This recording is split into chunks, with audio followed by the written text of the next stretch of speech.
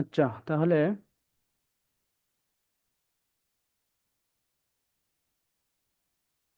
আর আজকে শীতের কোন চ্যাপ্টারটা পড়াচ্ছেন একটু যদি বলতেন। আমরা হচ্ছে প্রথম অধ্যায় পড়ব। প্রথম অধ্যায় সেটা হচ্ছে বাংলার প্রাচীন ইতিহাস। স্যার ক্লাস শেষে কাইন্ডলি যদি একটু গ্রুপে সেটা দিয়ে দিতেন। হ্যাঁ, দিয়ে দিব, সমস্যা নাই। Thank you.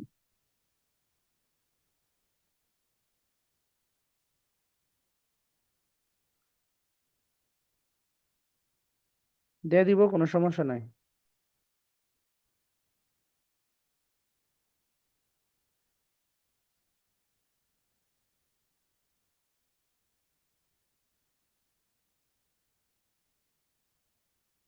আচ্ছা, তাহলে আহ আমার সাথে তো একজনের শুধু পরিচয়, দুইজনের পরিচয় আছে।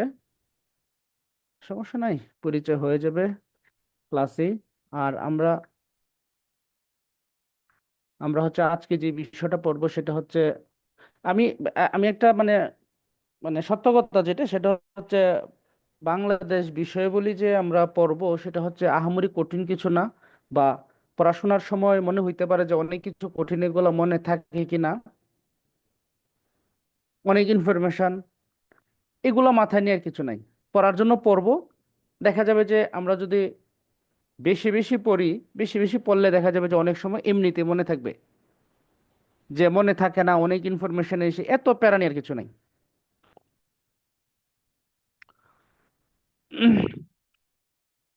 আর আজকের যে বিষয়, এটা অনেকেরই পড়া পড়া থাকার কথা আর কি, এই বিষয়গুলা। আর আমি হচ্ছে এখানে একটু হাইলাইটেড দিয়ে আমি একটু দাগ দিয়ে রাখবো যে বিষয়, যে লাইনগুলা বা যে টপিকগুলা, যে এগুলা একটু বেশি মনোযোগ দিলে হবে আর কি। এগুলাতে আমি এটা পরবর্তীতে দাগানোর পরে আমি এটা দিয়ে দিব, সবাইকে এটা দিয়ে দিব।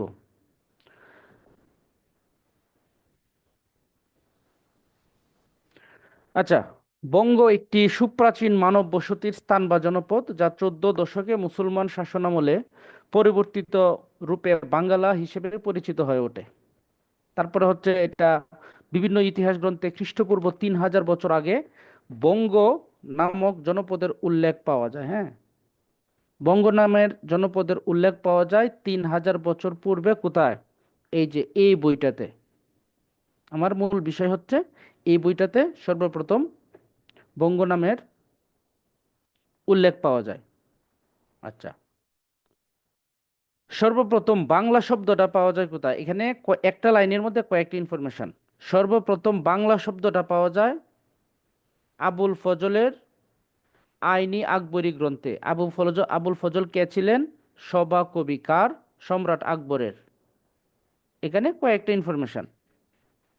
এখানে প্রশ্নটা এভাবে না আসে, অন্যভাবে আসতে পারে। আবুল ফজল কে ছিলেন? সম্রাট আকবরের সভাকবি। আইনি আকবরী যে গ্রন্থ, এটার লেখক কে? আবুল ফজল। বাংলা শব্দটা সর্বপ্রথম কোথায় পাওয়া যায়? এই আইনি আকবরী গ্রন্থে। আচ্ছা, এখানে সুপ্রাচীন বঙ্গদেশের সীমা উল্লেখ আছে। এটা প্রশ্নটা এভাবে আসে না, এটা এভাবে আসে, বাঙালির ইতিহাস গ্রন্থটি রচয়িতাকে? ডক্টর নিহার রঞ্জন রায়। এই প্রশ্নটা এভাবে বেশ কয়েকটা পরীক্ষায় আসছে। বাঙালির ইতিহাস গ্রন্থটির রচয়িতাকে, অথবা নিচের কোন গ্রন্থটির রচয়িতা ডক্টর নিহার রঞ্জন রায়, এভাবে প্রশ্নটা আসতে পারে। তারপরে আমরা আসি কৌটিল্যের অর্থশাস্ত্র।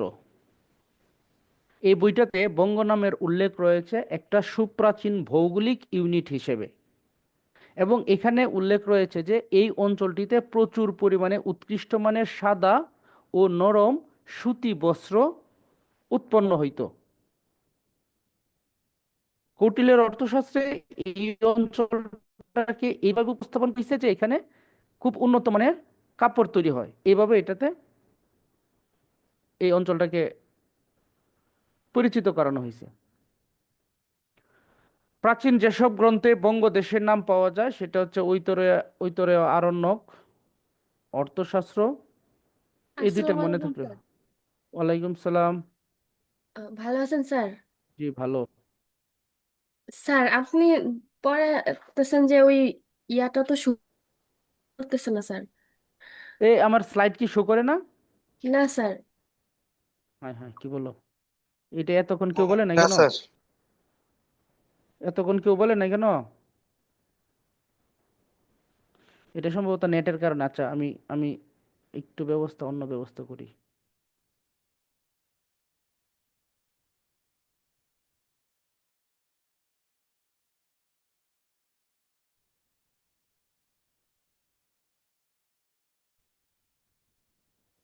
এখন শো করে?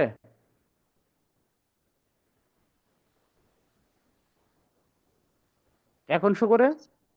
স্যার ওই প্রাচীন যুগের প্রথম স্লাইডে উপস্থিত এখনো। যে না স্যার প্রথম স্লাইড প্রাচীন যুগ যে মানচিত্র খসিত স্লাইডটা ওটাই উপস্থিত। এখনো ওটাতেই আছে আমরা নাকি? জি স্যার।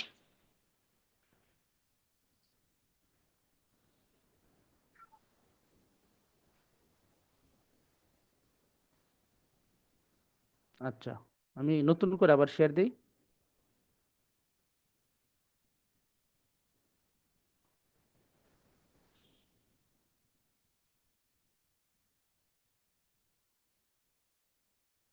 এখন দেখা যায়?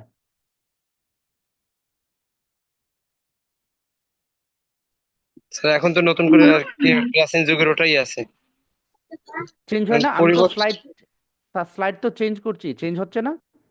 স্লাইড না চেঞ্জ স্যার, হয় না স্লাইড আচ্ছা, আমার এখানে তো ইউ আর স্ক্রিন শেয়ারিং লেখাটা তো ঠিকই আসছে। আচ্ছা, আমাদের এখানে যুক্ত আছে এনামুল বা ফারহান মাসুক। কেউ আছো কিনা যুক্ত?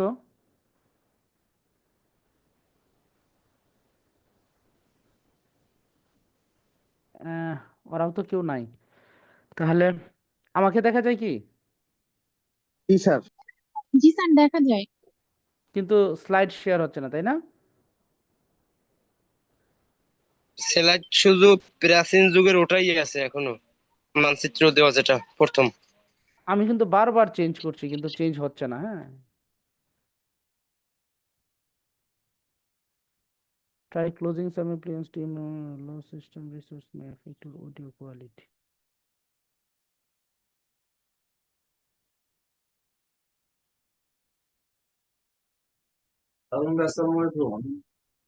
সালাম আলাইকুম ভাই, বিপদে পড়ে গেলাম তো, আপনাদেরকে খুঁজতেছিলাম এই জন্য।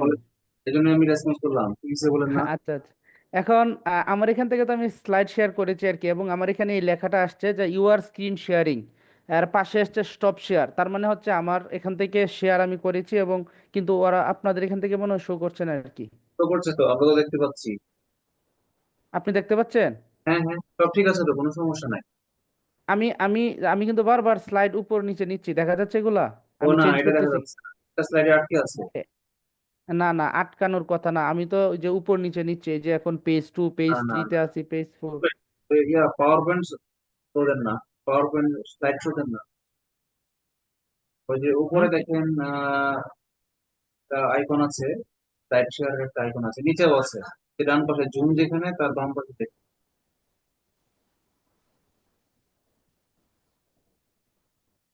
আচ্ছা, আমি অফ করি জুমের বাম পাশে। অফ করে স্ক্রিনটা অফ হয়ে গেছে। হ্যাঁ, স্ক্রিন শেয়ার আমি অফ করলাম আর কি। এখন নতুন করে আবার দিই, তাহলে দেখি হয় কিনা। আবার দেখি।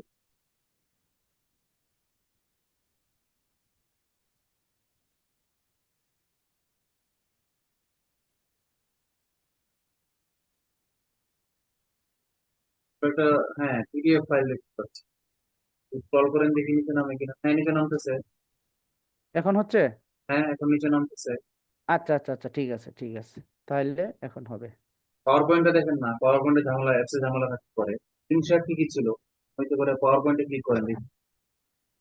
এখন কি দেখা যাচ্ছে? আমি যে মুভ করতেছি এটা দেখা যাচ্ছে না? হ্যাঁ, মুভ মুভ দেখা যাচ্ছে, উপরে নিচে এখন নামছে। ঠিক আছে। আচ্ছা আচ্ছা, ঠিক আছে, পাওয়ার তাহলে পয়েন্টে আমরা ক্লিক ক্লাস করেন। কন্টিনিউ। পাওয়ার পয়েন্ট পাওয়ার পয়েন্টে এখানে? হ্যাঁ, ফুল স্ক্রিন করেন দেখি। এখন নিচে নামান দেখি, নিচে নামে কিনা। এটা তো আরেকটা আরেকটাই তো, একটু আগে তো এটাই শো করতেছে। হ্যাঁ, এখন নামতেছে, সব ঠিক আছে। নামছে? আচ্ছা আচ্ছা হ্যাঁ, আচ্ছা, ঠিক আছে। আচ্ছা আচ্ছা, ঠিক আছে, তাহলে তাহলে আমরা এই ক্লাসটা কন্টিনিউ করি। হ্যাঁ। আচ্ছা নওশাদ ভাই, তাহলে আমি ক্লাস শুরু মানে হ্যাঁ, কন্টিনিউ thank করি you. না? আবার welcome Canada digital classroom new ব্যাচে। আচ্ছা আল্লাহ বেস্ট অফ লাক। ঠিক ঠিক আছে, থ্যাংক ইউ। আচ্ছা, আমরা এতক্ষণ যেটা আমি বলেছি যেগুলা, সেগুলো আমি এখানে হচ্ছে একটু হাইলাইট করে দিয়েছি আর কি, এবং বলেছিলাম যে এগুলা একটু বেশি নজর দেওয়ার জন্য, যেগুলোতে আমি হাইলাইট করেছি, এবং যেগুলা এগুলো হচ্ছে আমি ক্লাস শেষে সবাইকে আমি দিয়ে দিব এটা। আচ্ছা, আমরা ছিলাম হচ্ছে এখানে আরেকটা প্রশ্ন যে শামসুদ্দিন ইলিয়াস শাহ সব জনপদকে একত্র করে বাংলার নাম দিয়েছিলেন বাঙ্গালা। এটা খুবই গুরুত্বপূর্ণ প্রশ্ন, এবং এটা বেশ কয়েকবার আসছে, এটা বেশ কয়েকটা বিসিএসে আসছে যে সর্বপ্রথম কোন শাসক সব জনপদকে একত্র করে বাংলার নাম দিয়েছিলেন বাঙ্গালা। এটা হচ্ছে শামসুদ্দিন ইলিয়াস শাহ, এবং এই ইলিয়াস শাহ শাহ ই বাঙ্গালা নামে পরিচিত ছিলেন এই কাজটা করার জন্য। আচ্ছা, তারপরে চলে যাব আমরা বাঙালি জাতিটা কোত্থেকে আসলো। বাঙালি জাতিটা যেখান থেকে আসছে সেটা হচ্ছে অস্ট্রিক। হুম প্রথমে হচ্ছে আহ আর্য পূর্ব নরগোষ্ঠী, এবং আরেকটা হচ্ছে আর্য নরগোষ্ঠী, এভাবে ছিল। তারপর হচ্ছে আর্য পূর্ব নরগোষ্ঠী যেটা, সেটা যেগুলো ছিল সেগুলোকে সরায়া শেষ পর্যন্ত অস্ট্রিক এবং দ্রাবিড়, হ্যাঁ, এগুলা নিয়ে হচ্ছে বাঙালি জাতিটা হয়। এখানে এবার দেখি আমরা হচ্ছে বৈশিষ্ট্যগুলা, যেমন নেগ্রিটো।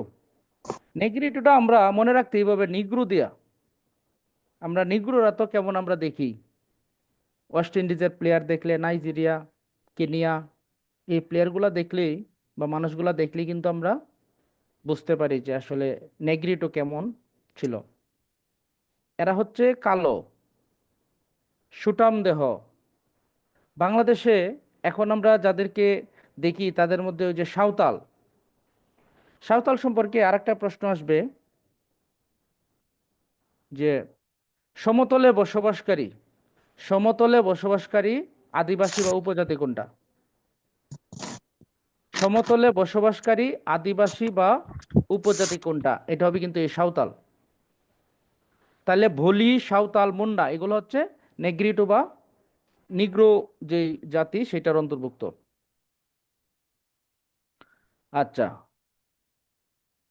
তারপরে দেখি ভোট চিনীয়। ভোট চিনীয়রা, ওরা হচ্ছে মঙ্গোলয়েড অধিবাসী, এবং বাংলাদেশে বর্তমানে চাকমা, গারো, ত্রিপুরা এদেরকে দেখি।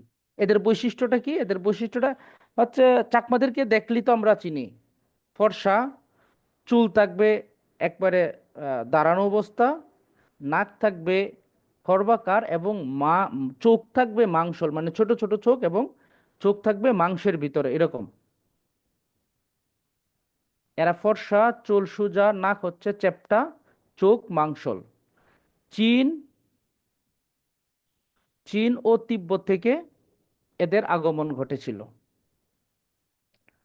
সবচেয়ে গুরুত্বপূর্ণ যে প্রশ্নটা, বাঙালি জাতির প্রধান অংশ গড়ে ওঠে কোত্থেকে, এই প্রশ্নটা আহ, অনেকগুলো পরীক্ষায় আসছে, অনেকগুলো পরীক্ষায়। এটা হচ্ছে 28 বিসিএস, 38 বিসিএস, 42 বিসিএস, এই তিনটা বিসিএস আসছে এই প্রশ্নটা।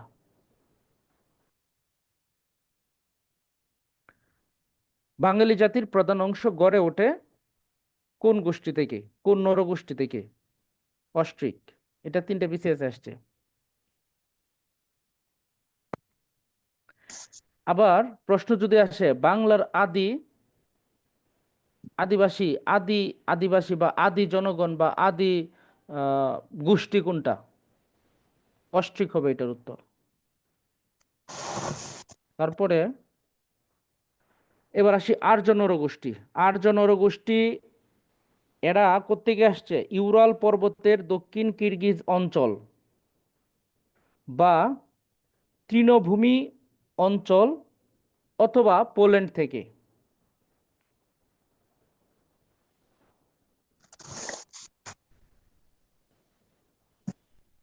ইউরাল পর্বতের আর্যদের আদি নিবাস কোথায় ছিল? ইউরাল পর্বতের দক্ষিণের তৃণভূমি এলাকায়। এটা ইরানও হইতে পারে, আফগানিস্তান হইতে পারে, মুঘল, তুর্কি, হাবশি প্রভৃতি জায়গা থেকে। এরা সবাই ছিল আর্য নরগোষ্ঠীর অন্তর্ভুক্ত। এবং এই কারণে বাঙালি জাতিগোষ্ঠীকে নিষাদ বা বনচারী হিসেবে অভিহিত করা হয়। বাঙালি জাতিগোষ্ঠীকে নিষাদ বা বনচারী।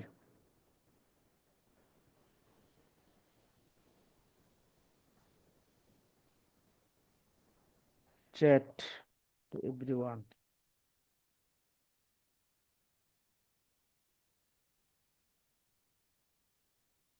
নিষাদ বা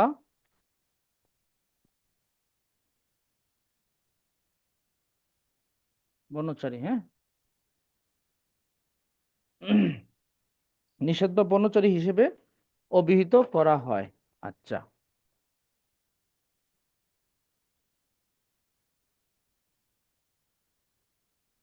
হ্যাঁ, বাঙালি জাতি, এই যে অস্ট্রিক দ্রাবিড় আর্য জাতি সংমিশ্রণে বাঙালি জাতি গড়ে ওঠে, তাই বাঙালি জাতি হচ্ছে সংকর জাতি। তারপরে যাব হচ্ছে বাংলার জনপদ। জনপদগুলোর প্রথমেই দেখব হচ্ছে আমরা পুন্ড্র জনপদ। পুন্ড্রটা হচ্ছে বাংলার সবচেয়ে প্রাচীন জনপদ। এই যে একটা লাইন, যে বাংলার সবচেয়ে প্রাচীন জনপদ কোনটা, এটা কয়টা বিসিএস আসছে? এটা 43, 44, 41, 36, 20, 5টা বিসিএস আসছে। 43, 44, 41, 36, 20, 5টা বিসিএস আসছে এই প্রশ্নটা।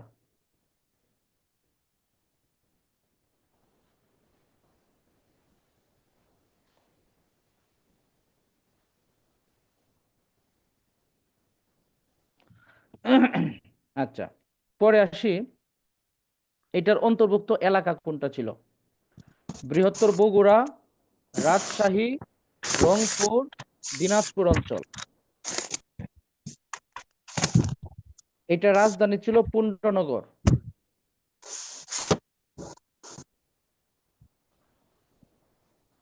এই পুন্ড্রনগরের পরের নাম হয়েছে কি? পুন্ড্রবর্ধন, পরে হয়েছে মহাস্থানগড়। পুন্ড্রনগর, সবাই আমরা একটু এই এই বিষয়গুলো একটু খাতা কলমে খাতার মধ্যে লিখে রাখলে মনে থাকবে বেশি। পুন্ড্রনগর, পরে এটার নাম হয়েছে পুন্ড্রবর্ধন, পরে এটার নাম হয়েছে মহাস্থানগড়। তার মানে আগের যে রাজধানী ছিল পুন্ড্রনগর, সেটা বর্তমান হচ্ছে মহাস্থানগড়।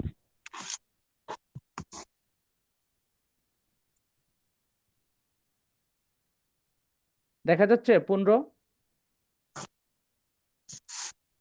স্যার, আচ্ছা, তাহলে পুন্ড্র অঞ্চলের অন্তর্ভুক্ত যেই এলাকাগুলো ছিল সেগুলাকে আমরা মনে রাখবো একটা লাইন দিয়ে, সেটা হচ্ছে রাতে পায়ে রং দিব। মানে কি? রাতে রাজশাহী, মানে বৃহত্তর রাজশাহী।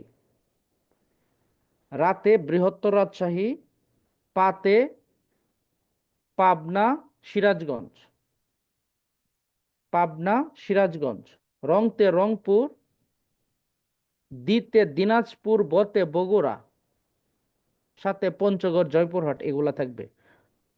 রাতে পায়ে রং দিব, এগুলা থেকে আমরা বৃহত্তর রাজশাহী, বৃহত্তর রাজশাহী মানে হচ্ছে নাটোর, নওগাঁ, রাজশাহী, নাটোর, নওগাঁ, রাজশাহী, এই বৃহত্তর রাজশাহী, পাবনা, সিরাজগঞ্জ, রংপুর, দিনাজপুর, বগুড়া, জয়পুরহাট, পঞ্চগড়, এই অঞ্চলগুলো ছিল পুন্ড্রের অধীন। আর পুন্ড্র অঞ্চলের রাজধানী ছিল পুন্ড্রবর্ধন, পরে এটার নাম হচ্ছে পুন্ড্রনগর, পরে বর্তমানে এটার নাম হচ্ছে মহাস্থানগড়। স্যার ওই রাতে পায়ে রং দিব, কোনটাতে কি কি বুঝায় একটু আরেকবার বললে ভালো হয়। রাতে হচ্ছে বৃহত্তর রাজশাহী, রাতে হচ্ছে বৃহত্তর রাজশাহী। বৃহত্তর রাজশাহীর মধ্যে আসবে রাজশাহী, নওগাঁ, নাটোর। আমার এই স্লাইডটি কি দেখা যাচ্ছে? স্যার, আচ্ছা, তারপরে পাতে হচ্ছে পাবনা, সিরাজগঞ্জ।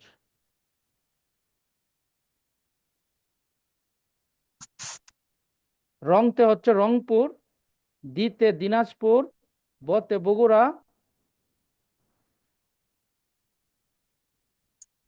পরে জয়পুরহাট, পঞ্চগড়।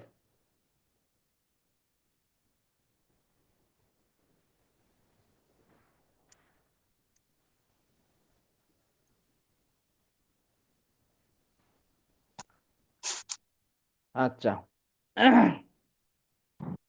এবার ইনফরমেশন এগুলো শেষ।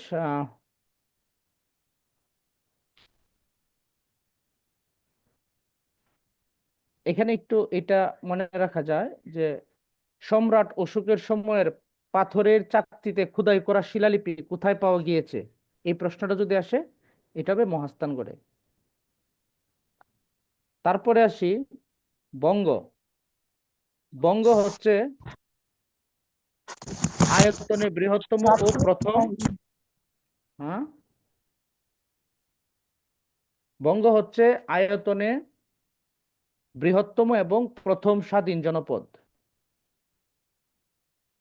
আয়তনে বৃহত্তম ও প্রথম স্বাধীন জনপদ। ঢাকা কোন জনপদের অন্তর্ভুক্ত ছিল? কোন জনপদ? এটা হচ্ছে বঙ্গ জনপদ, এবং এই এই প্রশ্নটা আসছে 24তম এবং 44তম, দুইটা বিসিএস আসছিল এটা, যে ঢাকা কোন জনপদের অন্তর্ভুক্ত। এটা হবে বঙ্গ জনপদ। তাহলে বঙ্গ জনপদ হচ্ছে আয়তনে বৃহত্তম এবং প্রথম স্বাধীন জনপদ, যেটা বর্তমান বাংলাদেশের ঢাকা, ময়মনসিংহ, বরিশাল এবং ফরিদপুর অঞ্চল নিয়ে গঠিত।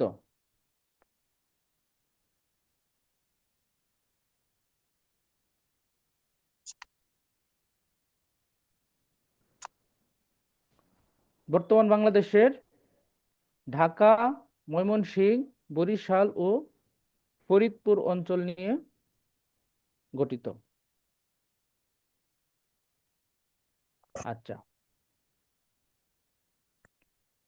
এবার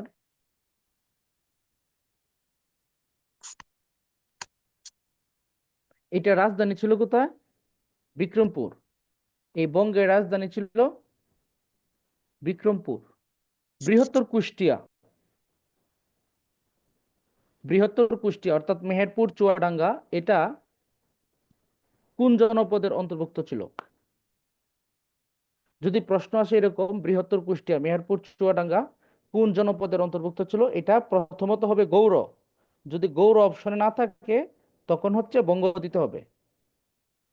যে বৃহত্তর কুষ্টিয়া, মেহেরপুর, চুয়াডাঙ্গা এগুলো হচ্ছে কোন জনপদের অন্তর্ভুক্ত ছিল। যদি গৌর অপশনে থাকে তাহলে গৌর, না থাকলে বঙ্গ দিতে হবে। আর নদীয়ার বর্তমান নাম হচ্ছে কুষ্টিয়া। তারপরে যাই রাঢ়। রাঢ় যেটা, সেটার রাজধানী ছিল কুটিবর্ষ। এই প্রশ্নটা গুরুত্বপূর্ণ, যে কুটিবর্ষ কোনটার রাজধানী ছিল? রাঢ় বা রাঢ়ের রাজধানী কোথায় ছিল? কুটিবর্ষ। আর এটা সবটাই হচ্ছে এখন পশ্চিমবঙ্গে পড়েছে। রাঢ় হচ্ছে সবটাই পশ্চিমবঙ্গ।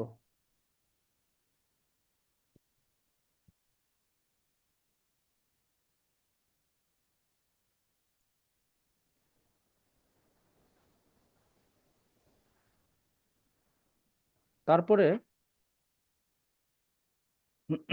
গৌর।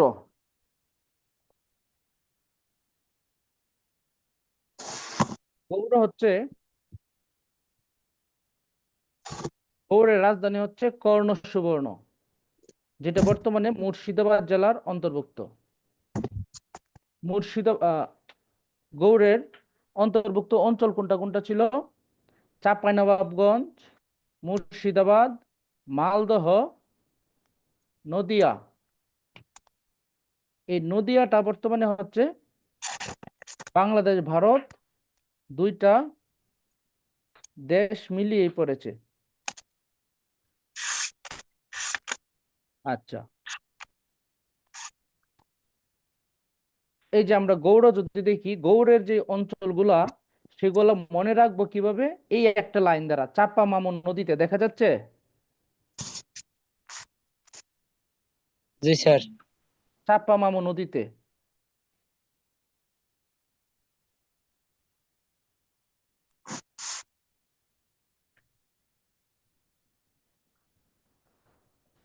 চাপা মামুন নদীতে, চাঁপাইনবাবগঞ্জ, মালদহ, মুর্শিদাবাদ, নদিয়া, এই চারটা গৌড়ের অন্তর্ভুক্ত ছিল। রাজধানী কর্ণসুবর্ণ, যেটার বর্তমান নাম হচ্ছে মুর্শিদাবাদ। ধরতে কোনটা ধরে জায়গা ভালো লাগে না হয় না। একটু একটু অডিওটা একটু করো, মিউট করে রাখো সবাই। এবার আসি সমতট। সমতট কোন কোন অঞ্চলগুলো ছিল? আচ্ছা, এখানে কুমিল্লার কে আছো?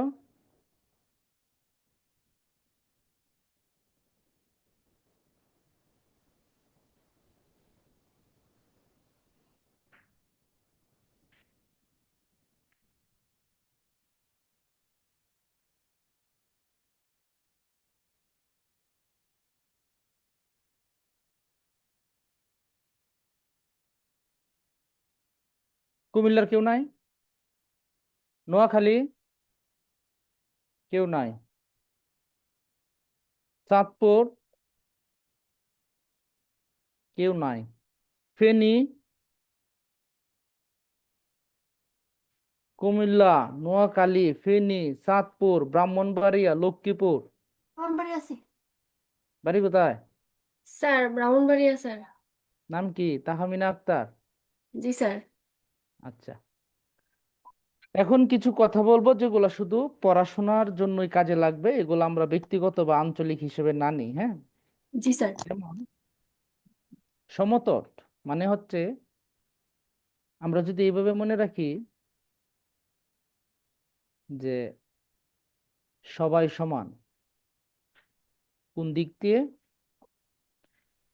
কুমিল্লা, নোয়াখালী, ব্রাহ্মণবাড়িয়া, ফেনী, চাঁদপুর, লক্ষ্মীপুর, এই 6টা জেলা, এদের আচার আচরণ, কথাবার্তা সবকিছুই মোটামুটি সেম। এবং আমরা যখন ইউনিভার্সিটিতে পড়তাম দেখতাম যে এই অঞ্চলের স্টুডেন্ট ছিল সবচেয়ে বেশি। যদি আমরা ক্যান্টিনে খাবার খেতে যেতাম, গিয়ে দেখতাম যে ক্যান্টিনের ম্যানেজার থেকে শুরু করে মালিক এবং বয় যারা কাজ করতো প্রত্যেকের বাড়ি এই অঞ্চলে, বিশেষ করে চাঁদপুর, লক্ষ্মীপুর, নোয়াখালী, এই যে 3টা জেলা, এরা হচ্ছে সবই সমান। এই যে 6টা জেলা বললাম, এরা হচ্ছে সবাই সমান, একই রকম আচরণ, অর্থাৎ স্বার্থপর টাইপের, একই রকম কথাবার্তা, কথার মধ্যে একটু একরকম টান আসে। যে জন্য আমরা এগুলাকে মনে রাখবো সমতট দিয়ে, সবই সমান। বৃহত্তর নোয়াখালীর মধ্যে আসবে ব্রাহ্মণবাড়িয়া, সরি, বৃহত্তর কুমিল্লার মধ্যে আসবে ব্রাহ্মণবাড়িয়া, নোয়াখালী, ফেনী, লক্ষ্মীপুর, চাঁদপুর, বৃহত্তর নোয়াখালী। আর ত্রিপুরাটা হচ্ছে বর্তমান কুমিল্লা যেটা ছিল, এটা আগে ত্রিপুরার মধ্যে ছিল। আচ্ছা, এবার দেখি সমতট। বৃহত্তর নোয়াখালী, কুমিল্লা মানে লক্ষ্মীপুর, ফেনী, চাঁদপুর, ব্রাহ্মণবাড়িয়া, ঠিক আছে? এর রাজধানী কোথায় ছিল? এর রাজধানী ছিল বড়কামতা, যেটার বর্তমান নাম রোহিতগিরি।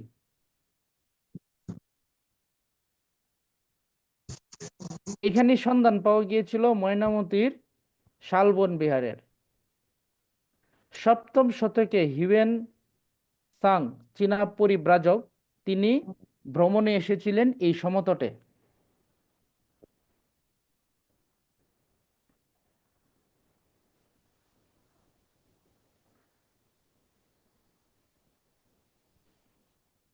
তারপরে আসি হরিকেল। হরিকেল বিষয়টা হচ্ছে বাংলাদেশের সর্বপূর্বের যে অঞ্চলটা, একটা হচ্ছে সর্বপূর্ব মানে হচ্ছে আমরা যদি উপরের দিকে তাকাই, উপরে হচ্ছে কি উত্তর, উত্তর পূর্ব অঞ্চল মানে সিলেট, আর দক্ষিণ পূর্ব অঞ্চল মানে হচ্ছে চট্টগ্রাম। এই দুইটা অঞ্চলই কিন্তু একেবারে বাংলাদেশের একেবারে টপ যে পূর্বাঞ্চল, পূর্ব সাইডে পড়েছে, এবং এই দুইটাই হচ্ছে হরিকেলের অন্তর্ভুক্ত, সিলেট, চট্টগ্রাম, পার্বত্য চট্টগ্রাম।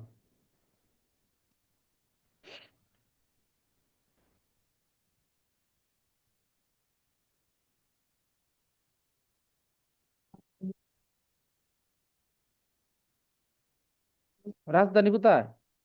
এটার রাজধানী হচ্ছে শ্রীহট্ট, যেটা সিলেটের পূর্ব নাম। হরিকেলের রাজধানী হচ্ছে শ্রীহট্ট। এখানে লেখা নাই, একটু লিখে নাও। হরিকেলের রাজধানী শ্রীহট্ট, যেটা হচ্ছে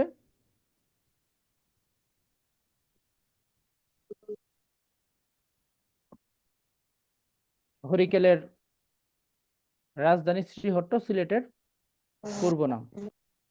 আচ্ছা, পরে আসি বরেন্দ্র।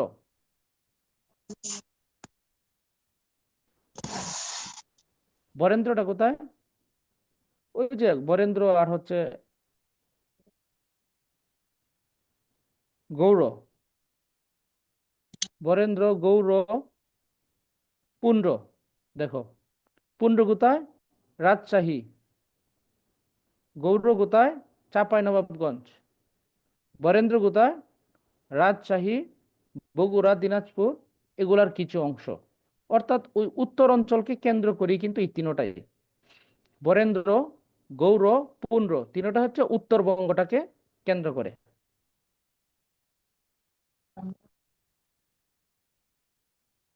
আচ্ছা,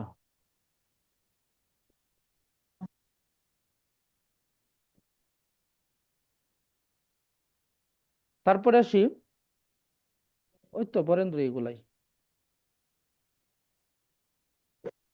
আচ্ছা, বাংলাদেশের বাংলাদেশের প্রাচীন জাদুঘর কোনটা?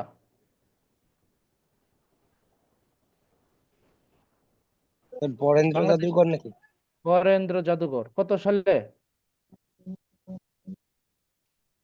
এটা মনে পড়তেছে না। 1910 সালে। 1910 সালে বাংলাদেশের প্রাচীন বা প্রথম জাদুঘর ছিল বরেন্দ্র জাদুঘর, যেটা 1910 সালে।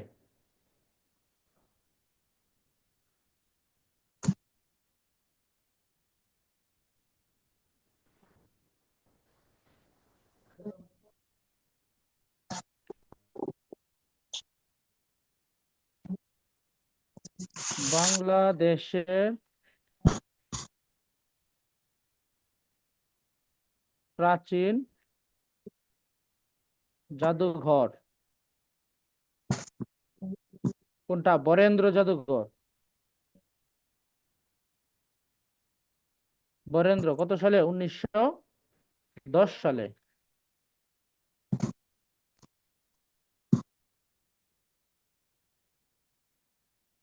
আচ্ছা, তারপরে আসি আরাকান। আরাকানটা তো ওইটা বার্মার অংশ। আরাকান বর্তমানে আর বাংলাদেশে নাই। তারপরে সপ্তগ্রাম, এগুলোর দরকার নাই। এই যে আমরা মানচিত্রটা, এই মানচিত্রটার মাধ্যমে একটা ভালো আইডিয়া নিতে পারবো। চন্দ্রদ্বীপ, চন্দ্রদ্বীপ কোনটার অংশ? চন্দ্রদ্বীপ কিন্তু বরিশাল, বিক্রমপুর, মুন্সিগঞ্জ। যেমন আমরা যে ময়মনসিংহ অঞ্চল, আমাদের এলাকায় বেশ কিছু পরিবার আমরা পাই যারা হচ্ছে 60-70 বছর আগে তারা এই অঞ্চলে ছিল না। যেমন আমাদের মুস্তফা জব্বার, আমাদের খালিয়াজুড়ি, নেত্রকোনার খালিয়াজুড়ি উপজেলার যে একজন, কয়েকটা বিখ্যাত ব্যক্তির মধ্যে একজন হচ্ছে মুস্তফা জব্বার, আওয়ামী লীগের আমলে যিনি মন্ত্রী ছিলেন। তিনি কিন্তু, তার বাড়ি কিন্তু খালিয়াজুড়ি ছিল না, তার বাড়ি কিন্তু ব্রাহ্মণবাড়িয়া। তার চাচা দাদারা ছিল 5 ভাই, তার দাদারা ছিল 5 ভাই, এর মধ্যে 2 ভাই আমাদের এলাকায় আসছে, তার দাদাদের 2 ভাই আমাদের এলাকায় আসছে, আর তিন তিন ভাই কিন্তু এখনো ব্রাহ্মণবাড়িয়াতে রয়ে গিয়েছে। এই যে 2 ভাই, এর এই দুই দাদার এক দাদার পরিবার হচ্ছে মুস্তফা জব্বর, আর এক দাদার পরিবার হচ্ছে আরেকজন। এরা আমাদের এখানে এখন আছে, এটা ধরা যায় আরো প্রায় 100 বছর আগের কথা। এরা কিন্তু হচ্ছে এই ব্রাহ্মণবাড়িয়া। আবার আর একটা অংশ হচ্ছে আমাদের এখানে বিক্রমপুর থেকে আসছে, অর্থাৎ মুন্সিগঞ্জ থেকে। ওই যে ব্যবসার খাতিরে হয়তো আসা, পরে আমাদের যে ভাটি এলাকায় তো আমাদের তো প্রচুর জমিন, মানুষ কম। যেমন মুস্তফা জব্বার যেই গ্রামে, তার পরিবার যেই গ্রামে এসে সেটেল হয়, সেটা হচ্ছে হাওরের মাঝখানে একটা গ্রাম কৃষ্ণপুর, মানুষজন তেমন নাই। তখন ওরা এখানে আইসা বসতি গড়ে তুলেছে। আর হচ্ছে ওই মুন্সিগঞ্জ থেকে এরকম তারা হাওরে আসে, আমাদের হাওর এলাকায় এসে দেখে যে প্রচুর জায়গা জমিন, মানুষ কম। তখন এরা একটা সিস্টেম করে এখানে রয়ে গেছে, এবং এখানে জায়গা জমির দাম তো অনেক কম। তারা এসে যখন দেখলো যে অনেক কম, তখন তারা একটা লোভে পড়ে গেল যে জায়গা রাখার। তখন রেখে এখানে তারা স্থায়ী হয়ে যায়। এই বিক্রমপুরিয়া, আমরা বলি বিক্রমপুরিয়া।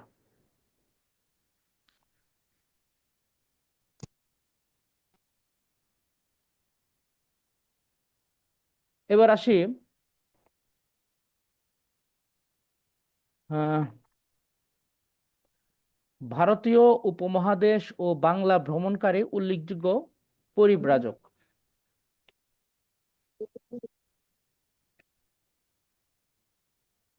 এর মধ্যে মেগাস্তিনিস, তিনি ছিলেন গ্রিসের।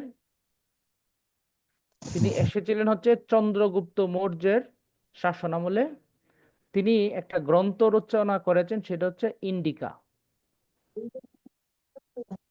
ফা হিয়েন এসেছিলেন চীন থেকে দ্বিতীয় চন্দ্রগুপ্তের শাসনামলে।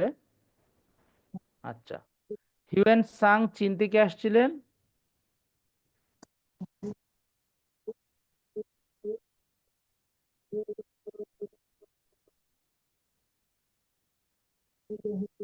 হর্ষবর্ধনের শাসনামলে আসছিলেন, এবং তিনি 7ম শতাব্দীতে আসছিলেন।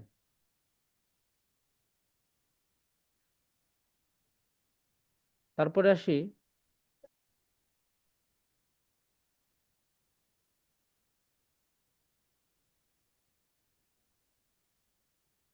আহ ইবনে বতুতা, তিনি মরক্কো থেকে আসছিলেন। দিল্লিতে আসছিলেন মোহাম্মদ বিন তুগলকের আমলে, এবং বাংলায় আসছিলেন ফখরুদ্দিন মোবারক শাহর আমলে। এর কিন্তু 2টা প্রশ্ন, দিল্লিতে আসছিলেন কবে, বা ভারতে আসছিলেন কবে, আর বাংলায় আসছিলেন কবে?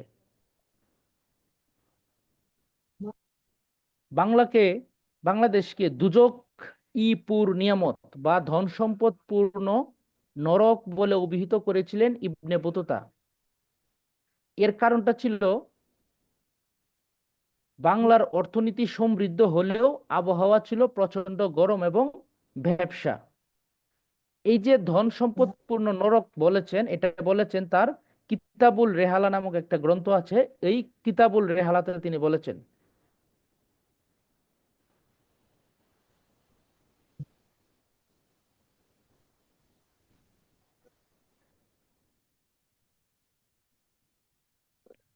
এই যে নালন্দা বিশ্ববিদ্যালয়, এই নালন্দা বিশ্ববিদ্যালয়ের প্রথম অধ্যক্ষ ছিলেন কে? নালন্দা বিশ্ববিদ্যালয়ের প্রথম অধ্যক্ষ কে ছিলেন, কে বলতে পারবা?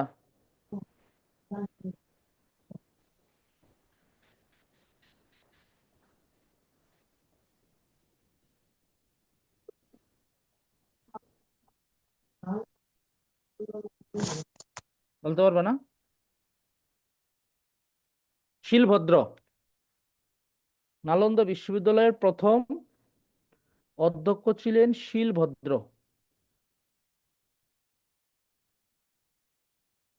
স্যার এটা কি ওই হিউয়েন সাংয়ের ইয়া শিক্ষা কি জানি গুরু গুরু, বলে? হ্যাঁ হ্যাঁ হ্যাঁ হ্যাঁ, হ্যাঁ, শিক্ষাগুরু। দীক্ষা গুরু। হ্যাঁ দীক্ষাগুরু, হ্যাঁ হ্যাঁ। রাইট। উনি উনি শিলভদ্র।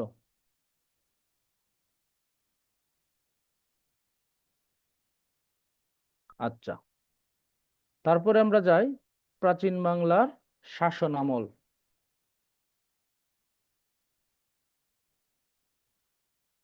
হ্যাঁ, মহাবীর আলেকজান্ডার তিনি কতবার আক্রমণ করেছিলেন? তিনি অনেকবার আক্রমণ করেছেন। 326, 27 এগুলো আসলে দরকার নাই। তিনি মারা গেছে কবে এটারও দরকার নাই। আমরা চলে যাব মৌর্য শাসন, মৌর্য শাসন আমল।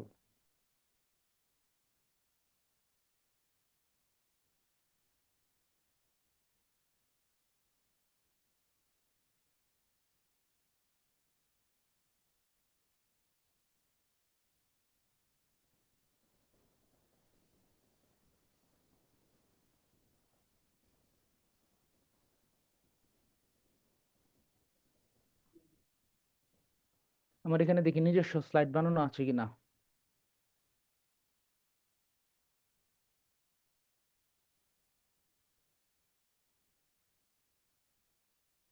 দেখা যায়? জি স্যার।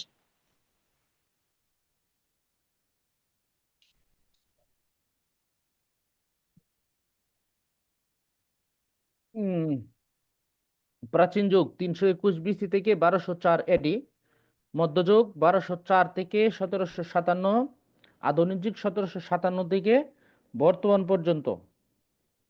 আচ্ছা, বিসি মানে হচ্ছে বিফোর ক্রিস্ট, এডি মানে হচ্ছে কি অ্যান্নো ডোমিনি, নস্ট্রি, জেসু ক্রিস্টি, এগুলা। আচ্ছা, আলেকজান্ডার তিনি হচ্ছে 327 বিসি অর্থাৎ খ্রিস্টপূর্ব 327-এ ভারতবর্ষ আক্রমণ করেছিলেন। এখন আসি আমরা মৌর্য শাসন। মৌর্য বংশের প্রতিষ্ঠাতাকে। আচ্ছা, এগুলো আমরা ওই শীটেই পাবো, ওই শীট থেকে পড়ি তাহলে সুবিধা হবে। আচ্ছা, মৌর্য সাম্রাজ্য ভারতীয় প্রথম বৃহৎ সাম্রাজ্য, এটা দরকার নাই। প্রতিষ্ঠাতাকে, এটার প্রতিষ্ঠাতা হচ্ছে চন্দ্রগুপ্ত মৌর্য। আমাদের এইটা মনে রাখতে হবে, চন্দ্রগুপ্ত। বর্তমানে কিন্তু এই গুপ্ত নিয়ে কিন্তু বর্তমানে ব্যাপক ভাইরাল। গুপ্ত সাম্রাজ্যের প্রতিষ্ঠাতাকে, এই সেই চন্দ্রগুপ্ত মৌর্য নাকি? কিন্তু বর্তমান গুপ্ত আর সেই গুপ্ত এই গুপ্ত এক না। আচ্ছা, তাকে বলা হতো প্রাচীন ভারতের সর্বপ্রথম সর্বভারতীয় শাসক। কাকে? চন্দ্রগুপ্ত মৌর্যকে। চন্দ্রগুপ্ত মৌর্য ছিলেন এই মৌর্য বংশের প্রতিষ্ঠাতা। তাকে বলা হইতো ভারতের সর্বপ্রথম সর্বভারতীয় শাসক এবং তার রাজধানী ছিল পাটালিপুত্র। আচ্ছা, বাংলাকে মৌর্য সাম্রাজ্যের প্রদেশে পরিণত করেছিলেন সম্রাট অশোক। তিনি কলিঙ্গ যুদ্ধের ভয়াবহতা দেখে বৌদ্ধ ধর্মে দীক্ষা লাভ করেন। কলিঙ্গ যুদ্ধটা কত সালে হয়েছিল? কলিঙ্গ যুদ্ধটা হয়েছিল 260 বিসিতে। কলিঙ্গ যুদ্ধটা হয়েছিল, কলিঙ্গ যুদ্ধ হয়েছিল, যুদ্ধ কত সালে? কি হইতেছে এগুলো? যুদ্ধ, কলিঙ্গ যুদ্ধ কত সালে? 260 বিসিতে। 260 বিসি মানে বিফোর খ্রিস্ট, 260 বিসিতে হয়েছিল। এবং এখানে প্রায় কত লাখ? 1 লাখ মানুষ মারা গিয়েছিল। 1 লাখ মানুষ নিহত। 1 লাখ মানুষ নিহত হয়। কলিঙ্গ যুদ্ধটা হয়েছিল 260 বিসিতে, এখানে 1 লাখ মানুষ নিহত হয়। এটার ভয়াবহতা দেখে, এটার ভয়াবহতা দেখে সম্রাট অশোক বৌদ্ধ ধর্মে দীক্ষা লাভ করে। অর্থাৎ বৌদ্ধ ধর্মটাকে তিনি এই অর্থে দীক্ষা লাভ করে যে এটা হচ্ছে একটা অহিংস যুদ্ধ, অহিংস ধর্ম। অহিংস ধর্ম, মারামারি নাই, কাটাকাটি নাই। তারপরে তারা হচ্ছে কি নিরামিষ ভোজী ছিল, এই সেই মানে আধ্যাত্মিক টাইপের আর কি হয়ে যায় তিনি এই যুদ্ধের ভয়াবহতা দেখে। এবং এরপরে এই বৌদ্ধ ধর্ম প্রচারের জন্য তিনি তার ছেলে মহেন্দ্র এবং মেয়ে শঙ্খমিত্রাকে শ্রীলঙ্কায় প্রেরণ করেছিলেন।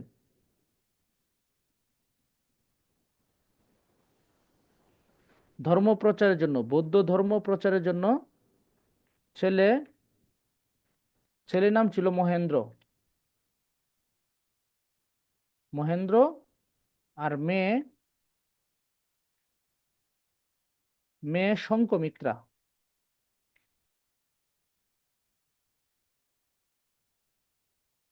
শঙ্কমিত্রা, মেয়ে শঙ্কমিত্রাকে কোথায় প্রেরণ করেছিলেন? শ্রীলঙ্কায়।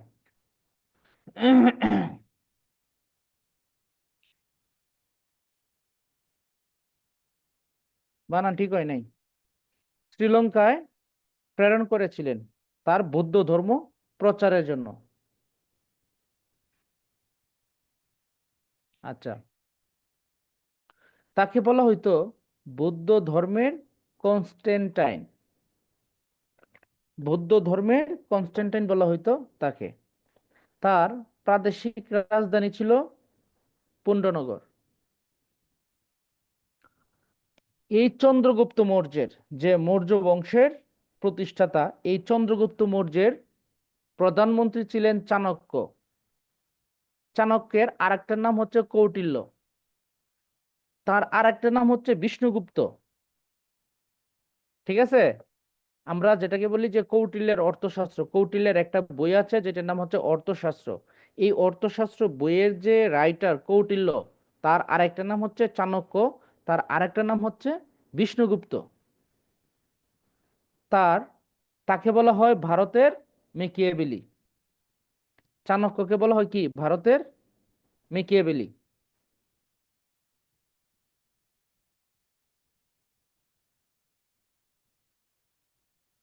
প্রশ্ন আসবে যে অর্থশাস্ত্র বইটা এটা কি সংক্রান্ত বই? এটা হচ্ছে রাষ্ট্রনীতি এবং অর্থনীতি। রাষ্ট্রনীতি এবং অর্থনীতি একটা সম্পূর্ণ বই হচ্ছে এই অর্থশাস্ত্র। এটা রাইটার কৌটিল্য, তার একটা ছদ্মনাম চাণক্য, আর একটা ছদ্মনাম হচ্ছে বিষ্ণুগুপ্ত। তাকে বলা হয় ভারতের মেকিয়াভেলি। আচ্ছা, এই যে অর্থশাস্ত্র বইটা, এই অর্থশাস্ত্র বইটার একটা নাম হচ্ছে অর্থশাস্ত্র, আর একটা নাম হচ্ছে চাণক্য নীতি। আরেকটা নাম হচ্ছে এটার কি? চাণক্য নীতি। এটার আরেকটা নাম হচ্ছে science of politics. Science of politics. আমি কি লিখে দেবো এগুলা?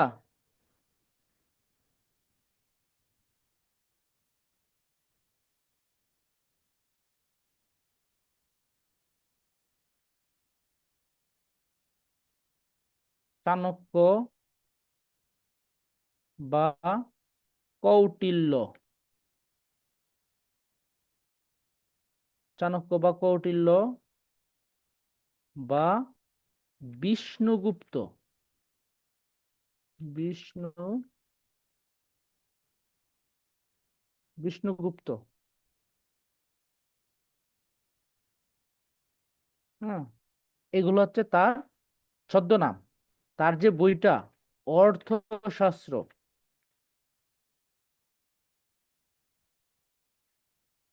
অর্থশাস্ত্র, এটার আর একটা নাম হচ্ছে কি? চাণক্য নীতি।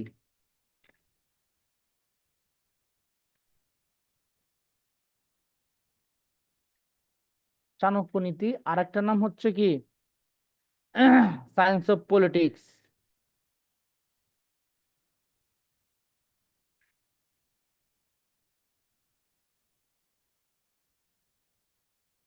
Science of politics.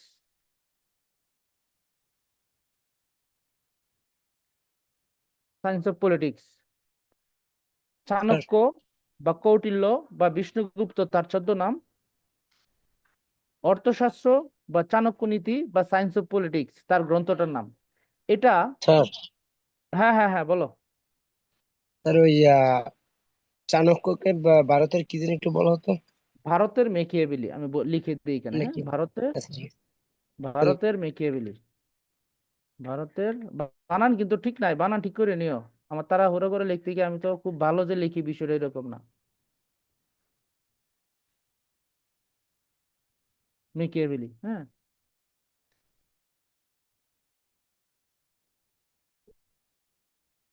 চাণক্যকে বলা হতো ভারতের মেকিয়াভেলি। তার এই যে চাণক্য নীতি বইটি, এটি হচ্ছে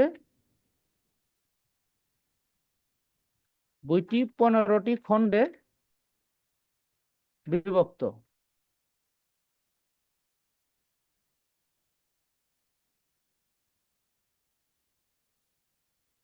15টি খণ্ডে বিভক্ত।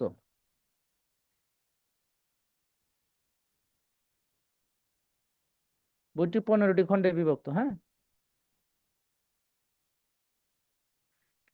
এই বইটাতে স্যার ওই কিন্তু অর্থশাস্ত্র বইটি 15টি খণ্ডে বিভক্ত। হ্যাঁ হ্যাঁ হ্যাঁ, অর্থশাস্ত্র বইটি 15টি খণ্ডে বিভক্ত। এটাকে বলা হয় চাণক্য নীতি, এটাকে বলা হয় সায়েন্স অফ পলিটিক্স। এটা লিখেছেন চাণক্য বা কৌটিল্য বা বিষ্ণুগুপ্ত। বিষ্ণুগুপ্ত বলা হয় ভারতের মেকিয়াভেলি। এবং এই বইয়ে প্রাচীন বস্ত্র বা বয়ন শিল্প সম্পর্কে বলা আছে। এটা কিন্তু আমরা ফার্স্ট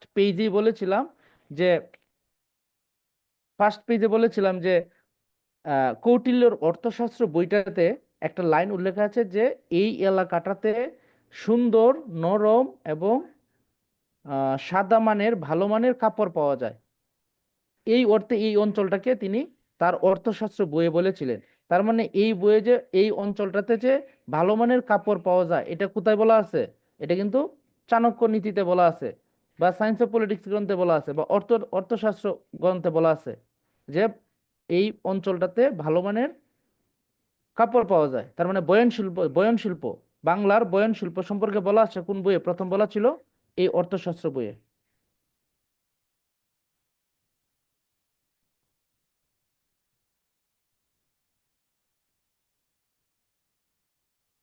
আচ্ছা, পরে আমরা চলে যাই চন্দ্রগুপ্ত মৌর্যের সভাকবি ছিলেন কে? পরিব্রাজক মেগাস্তিনিস। মেগাস্তিনিসের বাড়ি হচ্ছে গ্রিসে। তার একটা বই আমরা পড়েছি, ইন্ডিকা।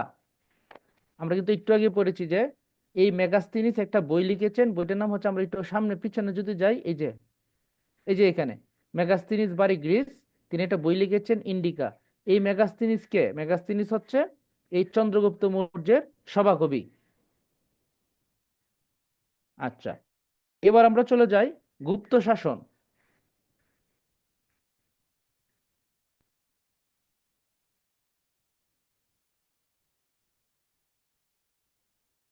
গুপ্ত শাসনের প্রতিষ্ঠাতা কে? প্রথম চন্দ্রগুপ্ত।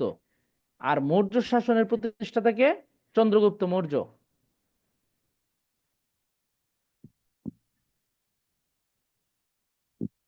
তবে তার আগে রাজা শ্রীগুপ্ত এই অঞ্চলটাকে স্বল্প পরিসরে বিস্তার করেছিলেন। তখনও ওইটাকে সাম্রাজ্য বলা হইতো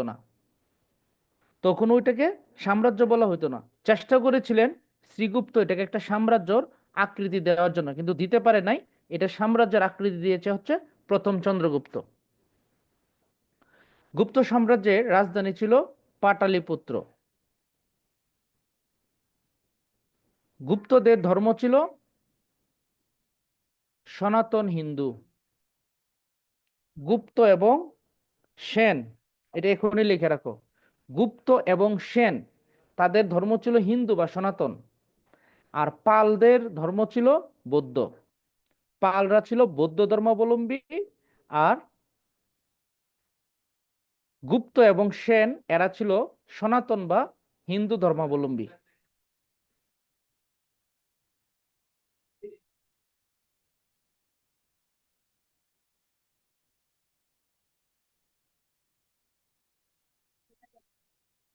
আরেকটু বলে রাখি, এই যে গুপ্ত শাসন, হ্যাঁ, গুপ্ত শাসনটাকে বলা হয় প্রাচীন ভারতের স্বর্ণযুগ।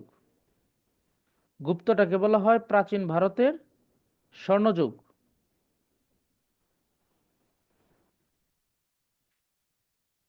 গুপ্ত যুগ হলো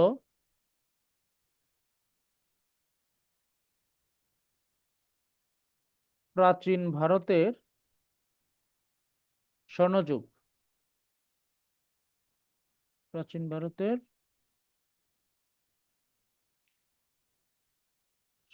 স্বর্ণ প্রাচীন ভারতের স্বর্ণযুগ। গুপ্ত যুগটাকে বলা হয় প্রাচীন ভারতের স্বর্ণযুগ। আচ্ছা,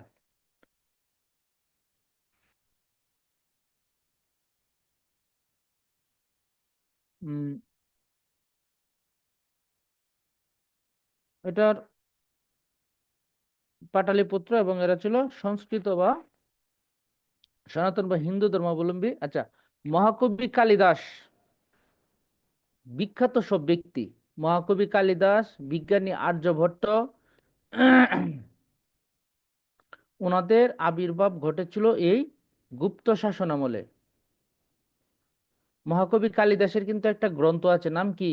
মেঘদূত কাব্য। মহাকবি কালিদাস রচনা করেছিলেন মেঘদূত কাব্য।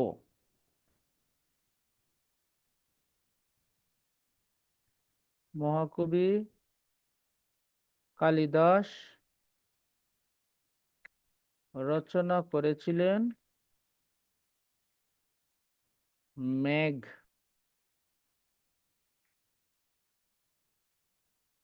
মেঘদূত কাব্য। মহাকবি কালিদাস রচনা করেছিলেন মেঘদূত কাব্য। আচ্ছা, গুপ্ত বংশের শ্রেষ্ঠ রাজা বলা হয় কাকে? সমুদ্রগুপ্তকে। এই সমুদ্রগুপ্তকে বলা হয় ভারতের নেপোলিয়ন। দুইটা প্রশ্ন মাথায় রাখতে হবে, একটা হচ্ছে ভারতের নেপোলিয়ন কাকে বলা হয়, সমুদ্রগুপ্তকে, আর হচ্ছে ভারতের মেকিয়াভেলি কাকে বলা হয়, চাণক্যকে বা বিষ্ণুগুপ্তকে বা কৌটিল্যকে। তিনজনই তো একই ব্যক্তি, কৌটিল্য, চাণক্য, বিষ্ণুগুপ্ত, তিনজন একই ব্যক্তি, তাকে বলা হয় ভারতের মেকিয়াভেলি। আর গুপ্ত বংশের শ্রেষ্ঠ রাজা সমুদ্রগুপ্তকে বলা হয় ভারতের নেপোলিয়ন।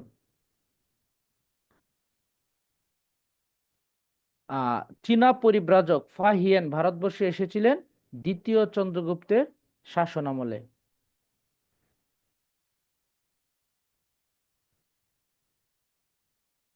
প্রশ্ন আসবে, গুপ্ত বংশের পতন হয়েছিল কোন গোষ্ঠীর হাতে বা কোন সম্প্রদায়ের হাতে বা কোন শক্তির হাতে? এটা হচ্ছে হুন শক্তি। হুন শক্তির হাতে গুপ্ত বংশের শেষ রাজা ভানুগুপ্ত হুন বংশের সাথে যুদ্ধে লিপ্ত হয়ে পরাজিত হয়েছিলেন, এবং এভাবেই গুপ্ত সাম্রাজ্যের শেষ হয়, গুপ্ত সাম্রাজ্যটা এভাবেই। এবার আমরা চলে যাব গৌর শাসন।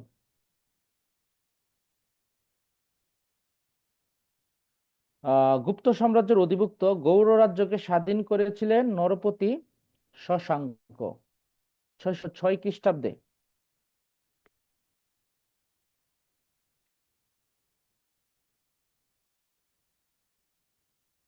606 খ্রিস্টাব্দে শশাঙ্ক গৌড় রাজ্যকে স্বাধীন করেছিলেন। তার উপাধি হচ্ছে মহারাজাধিরাজ। তার উপাধি কি? মহারাজাধিরাজ।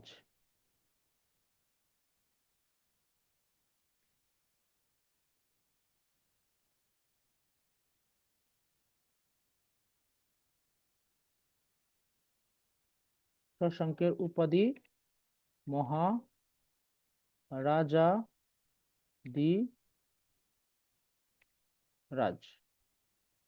মহারাজাধিরাজ এটা হচ্ছে শশাঙ্কের উপাধি। এবং বাংলার প্রথম স্বাধীন রাজাকে? শশাঙ্ক। বাংলার প্রথম স্বাধীন রাজা।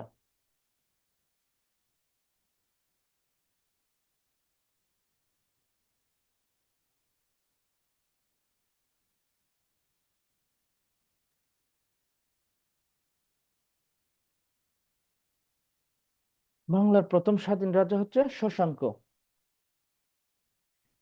এই যে গৌড় শাসন, এটার রাজধানী ছিল কর্ণসুবর্ণ। গৌড় রাজ্যের রাজধানী ছিল কর্ণসুবর্ণ। তাহলে এই যে গৌড় শাসন, এটা চলছিল 606 থেকে 637 খ্রিস্টাব্দ পর্যন্ত। 606 খ্রিস্টাব্দে এটা শশাঙ্ক এই গৌড় শাসনটাকে বা গৌড় সাম্রাজ্য প্রতিষ্ঠা করে, এবং 637 খ্রিস্টাব্দে শশাঙ্কের মৃত্যুর মধ্য দিয়ে গৌড় শাসনের অবসান ঘটে, এবং এর পরপরেই একটা নৈরাজ্য সৃষ্টি হয়।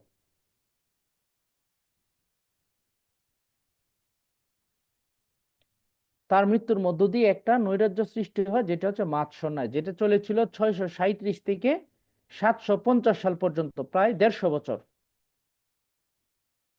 আচ্ছা, এই গৌড়ের যে শশাঙ্ক, গৌড়ের অধিপতি শশাঙ্ক, তার আরো কিছু উপাধি আছে, যেমন হচ্ছে প্রাচীনকালের প্রথম স্বাধীন ও সার্বভৌম রাজা। প্রাচীনকালের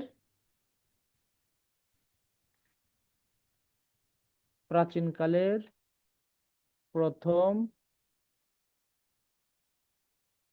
স্বাধীন ও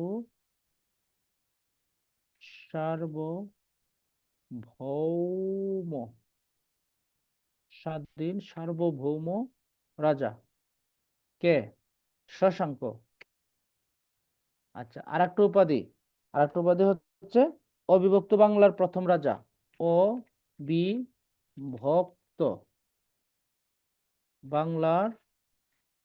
অবিভক্ত বাংলার প্রথম রাজা কে? শশাঙ্ক। তাহলে শশাঙ্কের আরো দুইটা উপাধি পেয়েছি। প্রথমটা হচ্ছে তার উপাধি ছিল মহারাজাধিরাজ, তাকে বলা হইতো প্রাচীনকালের প্রথম স্বাধীন ও সার্বভৌম রাজা, তাকে বলা হইতো অবিভক্ত বাংলার প্রথম রাজা। এগুলো হচ্ছে শশাঙ্ককে বলা হইতো। মাৎসন্যায় মানে হচ্ছে যখন ছোট মাছ বড় মাছকে খেয়ে ফেলে, তখন হচ্ছে মাৎসন্যায় হয়। মাৎসন্যায় কি? যখন বড় মাছ ছোট মাছকে খেয়ে ফেলে, কোনো আইন নীতি কিছুই থাকে না, যে যেভাবে পারে দখল করে, মারামারি করে, ভোগ করে, তখনই মাৎসন্যায় দেখা দেয়।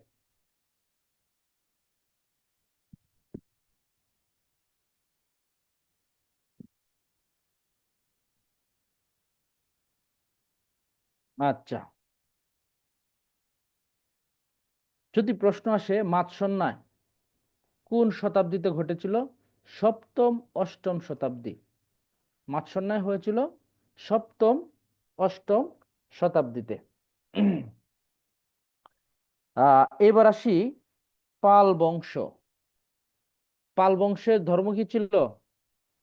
বৌদ্ধ বলেছিলাম কিন্তু। সেন আর গুপ্ত তাদের ছিল সনাতন বা হিন্দু, আর পাল বংশ ছিল বৌদ্ধ ধর্মাবলম্বী। পাল বংশটা হচ্ছে পাল বংশটার একটু উপাধি হচ্ছে সর্বকালের দীর্ঘস্থায়ী এবং প্রথম বংশানুক্রমিক শাসন।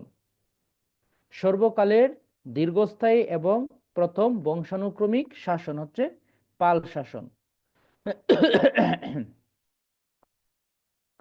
সর্বকালের দীর্ঘস্থায়ী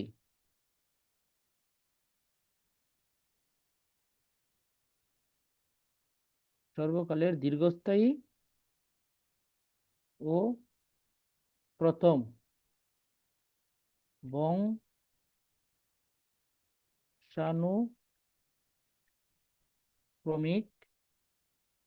শাসন।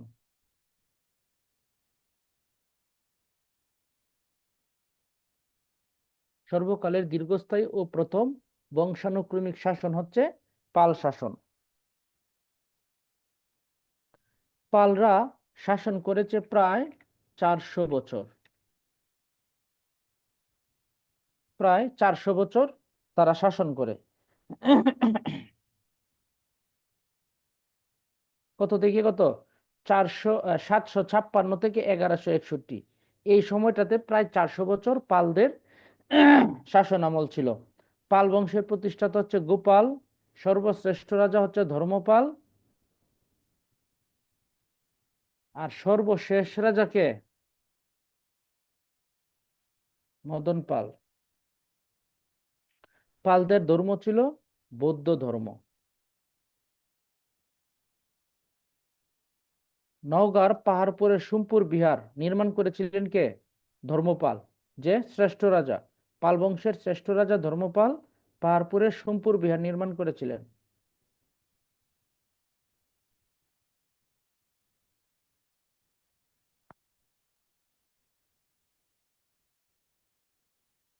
আচ্ছা, কৈবর্ত বিদ্রোহের মুখোমুখি হয়েছিলেন কোন রাজা? রাজা দ্বিতীয় মহিপাল। কৈবর্তটা ছিল জেলে সম্প্রদায়।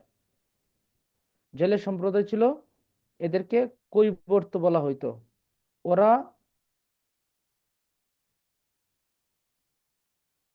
ওরা হচ্ছে হামলা করে এই রাজা দ্বিতীয় মহিপালকে হত্যা করে পাল বংশ কিছুদিনের জন্য হচ্ছে ওই কৈবর্তরা নিয়ে যায়। কৈবর্ত সম্প্রদায় এই দ্বিতীয় মহিপালকে হত্যা করে কিছুদিনের জন্য শাসন তাদের কাছে নিয়ে যায়। পরবর্তীতে পুনরুদ্ধার করে কে? রামপাল। রাজা রামপাল কৈবর্তদের পরাজিত করে তিনি পুনরায় শাসন শাসন নিয়ে যান। সবটা নিতে পারে নাই, ওই বরেন্দ্র অঞ্চলটা তিনি যেটা হারিয়েছিল সেটা পুনরুদ্ধার করেছিল। আচ্ছা, তারপর হচ্ছে 1100 বা কাছাকাছি সময়ে লক্ষণ সেনের হাত ধরে সেন বংশের শাসন শুরু হয়।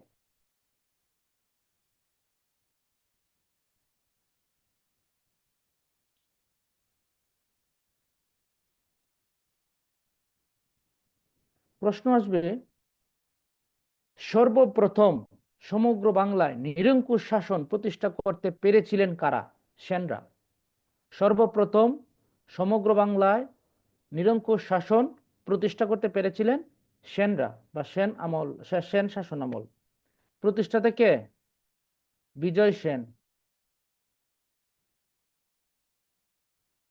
তার আগে তার আগে হেমন্ত সেন এবং সামন্ত সেন তারা প্রতিষ্ঠা করতে চেয়েছিলেন রাজ্য বা সাম্রাজ্য, কিন্তু কোনো সাম্রাজ্য প্রতিষ্ঠা হয়নি।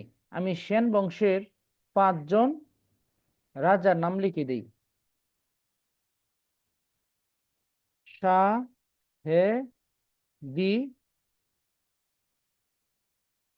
বল মানে কি? সাহেবি বল মানে কি? সাথে সামন্ত,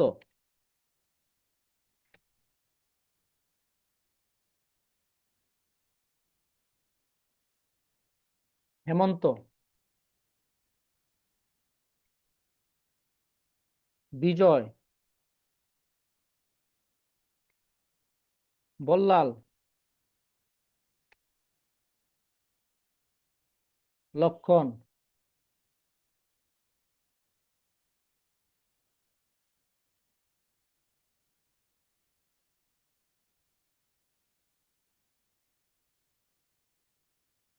সাহেবি বল, সামন্ত, হেমন্ত, বিজয়, বল্লাল, লক্ষণ, এই 5 জন শাসক হচ্ছে সেন বংশের।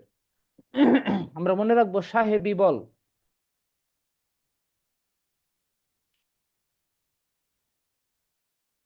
সাহেবি বল, সামন্ত, হেমন্ত, বিজয়, বল্লাল, লক্ষণ। আচ্ছা, তার মানে সামন্ত সেন এবং হেমন্ত সেন তারা চেষ্টা করেছিলেন সাম্রাজ্য প্রতিষ্ঠার, কিন্তু প্রতিষ্ঠা করতে পারে নাই। এই সাম্রাজ্য প্রতিষ্ঠিত হয়েছে বিজয় সেনের হাত ধরে। তারা হচ্ছে হিন্দু, তাদের রাজধানী ছিল নদিয়া।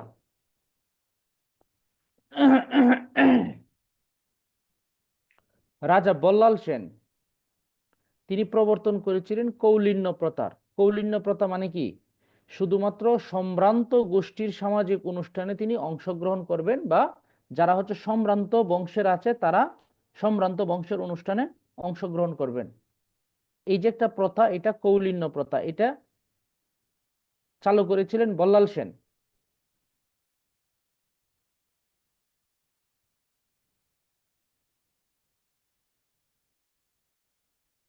আচ্ছা, আর একটা মিস করেছি, সেটা হচ্ছে এই যে রামপাল। রামপাল যে কৈবর্তদের, এই যে রামপাল কৈবর্তদের বিদ্রোহে তিনি পরাজিত করে বরেন্দ্র অঞ্চল পুনরুদ্ধার করেছিলেন। এই রামপালের সভাকবি ছিলেন সন্ধ্যাকর নন্দী।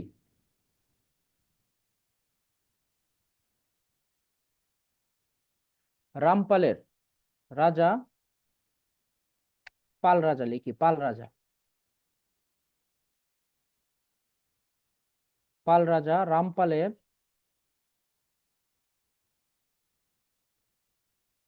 সভাকবি ছিলেন সন্ধ্যাকর নন্দী। সন্ধ্যাকর নন্দী।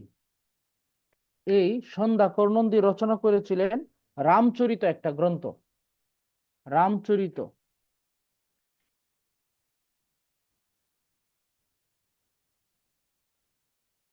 রামচরিত অর্থাৎ পাল রাজা রামপালের সভাকবি ছিলেন সন্ধ্যাকর নন্দী। তিনি তার যে রাজা রামপালকে নিয়ে একটি গ্রন্থ রচনা করেছিলেন, যেটার নাম ছিল রামচরিত। হুম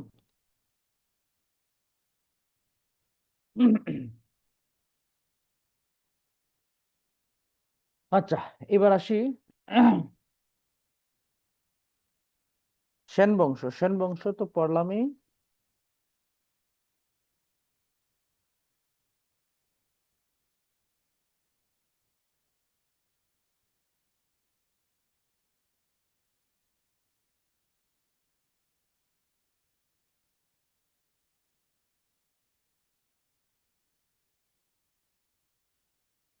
বারোশো 4 সালে মুসলিম সেনাপতি ইখতিয়ার উদ্দিনের হাতে লক্ষণ সেনের পরাজয়ের মাধ্যমে প্রাথমিক পতন ঘটে। আমরা কিন্তু বলি যে সেন বংশের শেষ রাজাকে লক্ষণ সেন দিয়ে আসি, কিন্তু এটা হবে না। লক্ষণ সেন লেখা আছে এখানে কি প্রাথমিক পতন ঘটে। তবে লক্ষণ সেনের মৃত্যুর পর তার দুই পুত্র বিশ্বরূপ সেন এবং কেশব সেন যথাক্রমে সিংহাসনে বসেছিলেন। রাজ্য তো সবটা শেষ হয়ে যায় নাই, অনেকটা রাজ্য ইখতিয়ার উদ্দিন মোহাম্মদ বিন বখতিয়ার দখল করেছেন। তারপরও কিছু যে অংশ ছিল সেটাতে রাজা হিসেবে লক্ষণ সেনের দুই পুত্র বিশ্বরূপ সেন এবং কেশব সেন যথাক্রমে বসেছিলেন। সেন বংশের সর্বশেষ রাজা বা বাংলার শেষ হিন্দু রাজা যদি প্রশ্ন হয় তাহলে এটা কেশব সেন আনসার হবে, আর কেশব সেন যদি অপশনে না থাকে তাহলে হবে লক্ষণ সেন।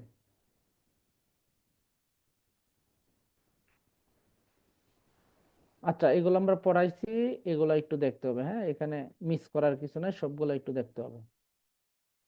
আচ্ছা, পরে আসি বাংলার প্রাচীন প্রত্নতাত্ত্বিক নিদর্শন। মহাস্থানগড় কোথায়? এটা বগুড়া জেলার করতোয়া নদীর তীরে। এর পূর্ব নাম কি? পুণ্ডনগর, পুণ্ডবর্ধন, মহাস্থানগড়। পুণ্ডনগর, পুণ্ডবর্ধন, মহাস্থানগড়। আচ্ছা,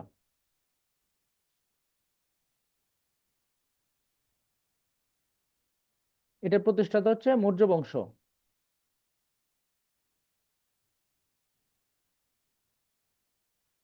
এখানে কি কি পাওয়া যায়? বেহুলা লক্ষ্মীন্দ্রের বাসর ঘর, নরপতির ধাপ, ভাসু বিহার, বৈরাগীর ভিটা, গোবিন্দ ভিটা, খুদার পাথর ভিটা, শাহ সুলতান বলকির মাজার।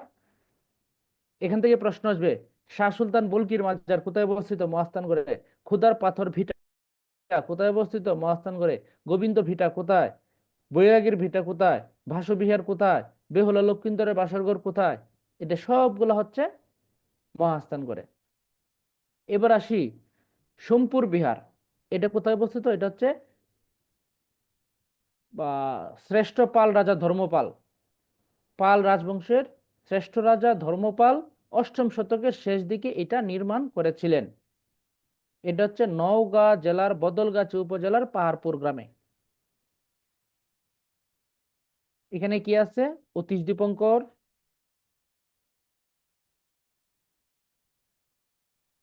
আচ্ছা, আরেকটা হচ্ছে ময়নামতির শালবন বিহার। এটা কোথায় অবস্থিত?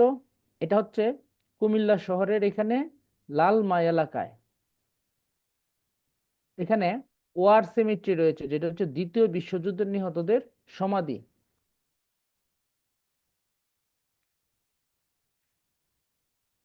আচ্ছা, এরপরে আসি। আচ্ছা, দেব বংশের চতুর্থ রাজা শ্রী ভবদেব এটা নির্মাণ করেছিলেন। এই যে আহ লালমাই পাহাড় বা শালবন বিহার, এটা তৈরি করেছিলেন কে? দেব বংশের চতুর্থ রাজা শ্রী ভবদেব। আর এখানে কি কি আছে? আনন্দ বিহার, কুটিলা মুড়া, বৈরাগীর মুড়া, রূপবান মুড়া। কই, হ্যাঁ, রূপবান মুড়া, এটা বিভিন্ন পরীক্ষা আসে। রানী ময়নামতি প্রাসাদ, ইটা খোলা মুড়া, বৈরাগীর মুড়া, কুটিলা মুড়া, ইটাখোলা মুড়া, রূপবান মুড়া। এগুলো হচ্ছে কোথায়? আনন্দ বিহারে। এবার আসি উয়ারি বটেশ্বর। উয়ারি বটেশ্বর হচ্ছে নরসিংদী জেলার বেলাব উপজেলার উয়ারি এবং বটেশ্বর, এই দুইটা গ্রাম এই দুইটা গ্রামে পুরাতন কিছু প্রত্নতাত্ত্বিক নিদর্শন পাওয়া যায়, এবং এইটা প্রথম এখানে যে কিছু একটা পাওয়া গেছে বা কিছু একটা আছে, এটা প্রথম মিডিয়াতে এনেছিলেন মোহাম্মদ হানিফ পাঠান নামের একক। সবাই একটু খেয়াল করো, এই যে দেখো হানিফ পাঠান, এটা মোহাম্মদ পাঠান, এখানে নামটা বাদ পড়েছে, এটা হচ্ছে হানিফ পাঠান। মোহাম্মদ হানিফ পাঠান নামে একজন স্কুল শিক্ষক প্রথমে এটা মিডিয়াতে আলোচনায় আনেন।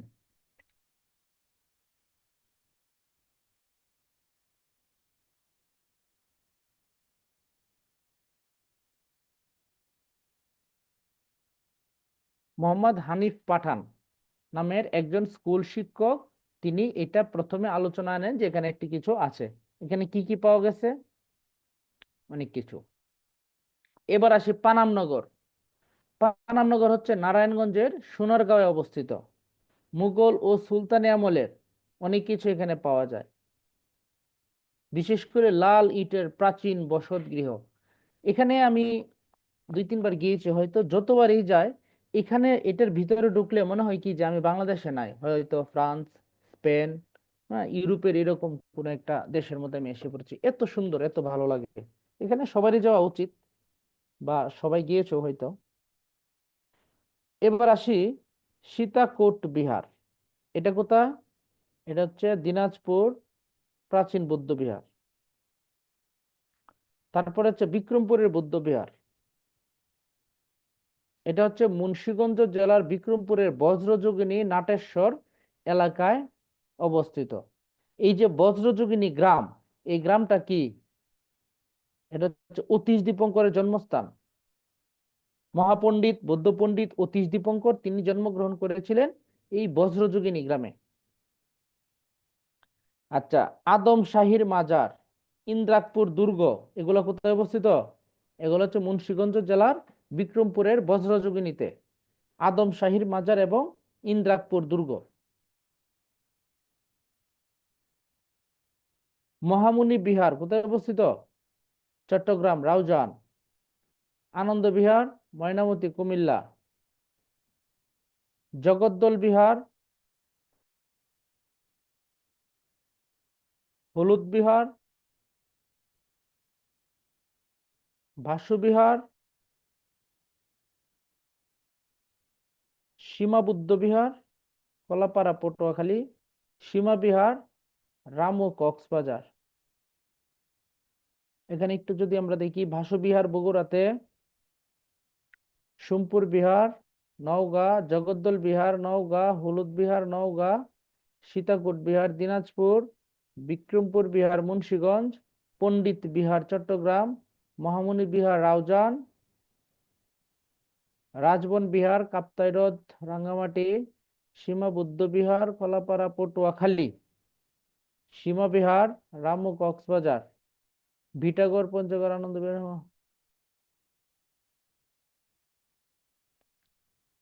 আর একটা আছে, আর একটা নাম আসে নাই। দিনাজপুরে একটা বিখ্যাত মন্দির আছে, নাম কি? বলো তো, কে বলতে পারবা দিনাজপুরের বিখ্যাত মন্দিরটার নাম কি? নাগেশ্বরী মন্দির নাকি? No no.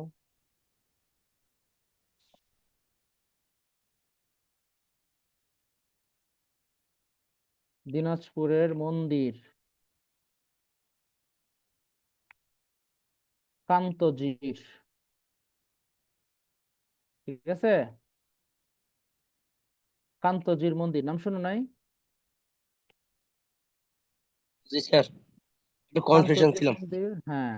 এটিকে আবার কেউ কেউ বলে কান্ত জিউ। এই যে এরকম কান্ত জিউ মন্দির, কান্তজির মন্দির বা কান্ত জিউ মন্দির, ঠিক আছে? আচ্ছা, পড়া মোটামুটি শেষ। এই যে বিগত সালের প্রশ্ন, এগুলা এগুলা একটু দেখলে মোটামুটি প্রিপারেশন ভালো থাকবে। আমি যেগুলা এই শীটটাতে যা দেখানো হয়েছে বা যা দেয়া হয়েছে, মোটামুটি এটা একটা সাজেশন আকারে দেয়া, এটা তো খুব ছোট করে দেয়া শীটটা, এটাই সাজেশন আকারে। আর আমি যেগুলা দেখাইছি এগুলো একেবারেই মনে করো কোর বিষয়গুলো আর কি।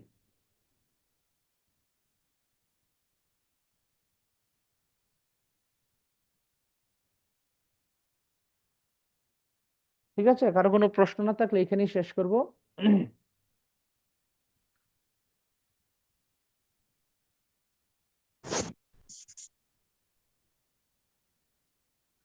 কার কোনো প্রশ্ন আছে?